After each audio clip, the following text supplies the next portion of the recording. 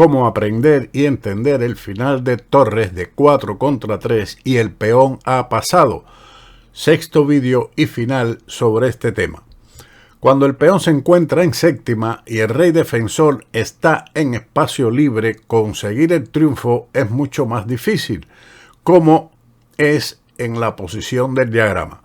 Aquí podemos señalar también que la torre de las negras está activa e impide que el rey de las blancas salga de inmediato hacia el exterior para apoyar el peón A y a su torre. Sin embargo, el plan ganador es similar al que estudiamos anteriormente cuando la torre blanca está detrás del peón. Otro tema que hay que señalar, que la torre de las blancas también está más activa atacando el peón de G7. Primero, el rey blanco consigue el centro del tablero o se aproxima a él. Ese es el primer plan de las blancas. Entonces, el monarca negro debe quedarse cerca de su peón, porque de otra manera el rey contrario marchará para apoyarlo y ganará la torre. Pero ahora existe la importantísima diferencia de que las negras no poseen tantos tiempos como su adversario. Por lo tanto, el único camino para la victoria se basa en la captura de los peones con la torre o en la captura de uno y la obtención de una posición teóricamente ganadora, ya sea amenazando apoderarse del otro o transformando la posición en un final equivalente de torre y dos peones contra torre y peón, en el cual se está seguro de triunfar. Esta posición corresponde, como pueden observar, a la partida entre Tartakower y Ninsowish en Bad Kissingen en el año 1928. Las negras jugaron en este momento rey F6 y el blanco rey E1. Primeramente, el blanco centraliza su rey. Hay que tratar de llevarlo al centro para amenazar y capturar finalmente el peón de E4, que también será defendido por el rey negro, quien juega ahora G6, necesario para poder liberar al rey de la defensa de este peón. Esto es lo que habíamos mencionado al inicio. El rey de las negras tiene bastante espacio en el centro para poder defender el peón de E4. Por lo tanto, la tarea de obtener la victoria se hace más difícil. No obstante, las blancas lo consiguen con la siguiente maniobra: rey D1, rey E5, rey C1, rey D5 y rey B1. Es lógico que las negras no pueden capturar el peón de F2 porque el de A7 promueve, por lo tanto la torre está esclava del peón de A7. Ahora juega torre A6, rey B2, rey C6, torre G7, rey C5. Ahora, el problema de las blancas es cómo continuar, puesto que el rey de las negras no puede ser desalojado de C5 y el blanco no podrá acercarse a B6 y a C6 para apoyar su peón. Lo único que puede intentar es la conquista de una ventaja ganadora en el ala del rey.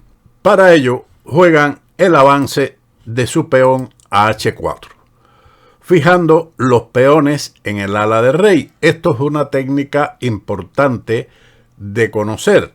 No era bueno ahora, por ejemplo, torre por G6, debido a torre por A7, torre G5, rey D4, torre por H5 y torre F7, logrando una posición en la que el empate no es descartable.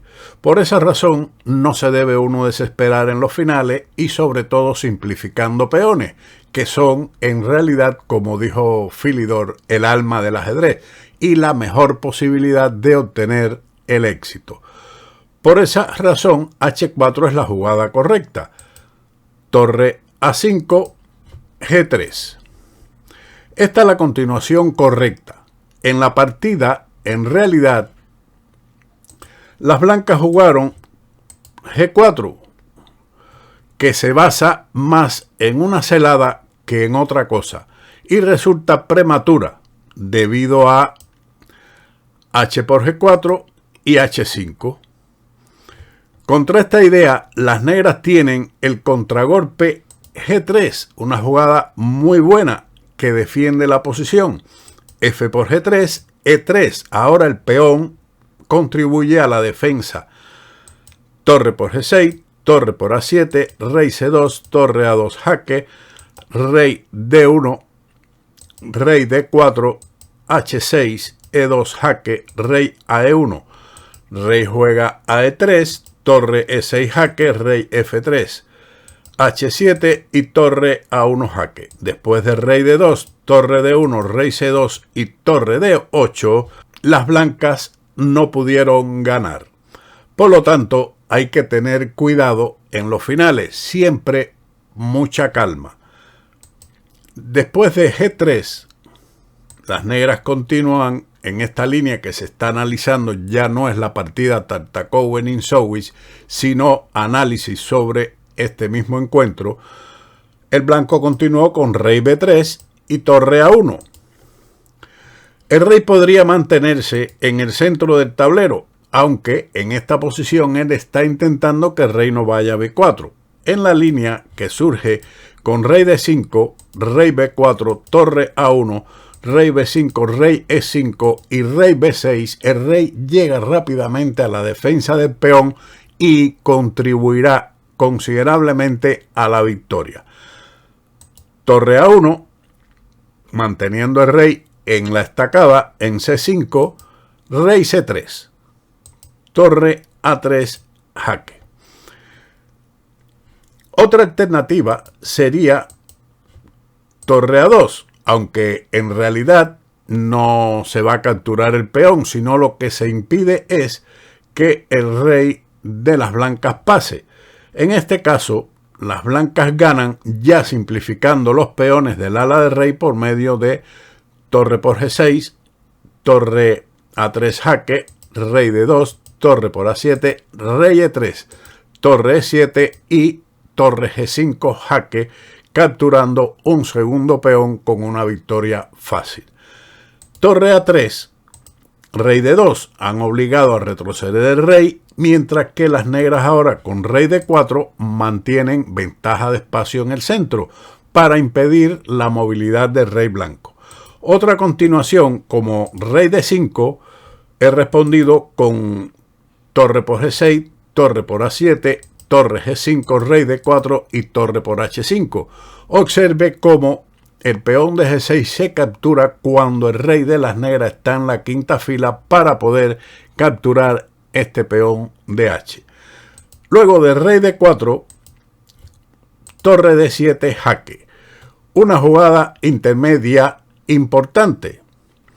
Recuerden el vídeo donde tratamos en táctica la jugada intermedia, y en este caso es aplicable. Se debe tener cuidado con el peón E negro, porque en la variante que sigue, que mostramos a continuación, torre por G6, torre A2 jaque, otra jugada intermedia, rey E1. Seguramente que mejor es la continuación rey D1 con una ventaja ganadora, aunque claramente rey E1 todavía gana, pero hay que tener cuidado porque las negras pueden reaccionar. Con E3 igualan la contienda, como usted mismo puede observar en la barra de análisis. Torre D6 jaque, rey E5, torre D8, E por F2 jaque, rey F1, torre por A7, torre H8, rey E4, rey por F2 y torre A5, y las negras defienden el final perfectamente sin dificultad. Por esa razón, torre D7 intermedia es muy importante para que el rey blanco tenga espacio. Después de la jugada rey C5, que es la línea principal, veremos qué ocurre. Ahora, la otra continuación es rey E5, manteniendo el rey en el centro. Esto es respondido con rey C2. Ahora el rey va hacia el peón de A7. Rey E6, torre G7, rey D5, rey B2, torre A6, rey C3, rey C5, torre por G6. Una vez que el rey de las negras está en la quinta fila, este cambio es factible. Torre A3 jaque, rey D2, torre por A7 y ahora rey E3.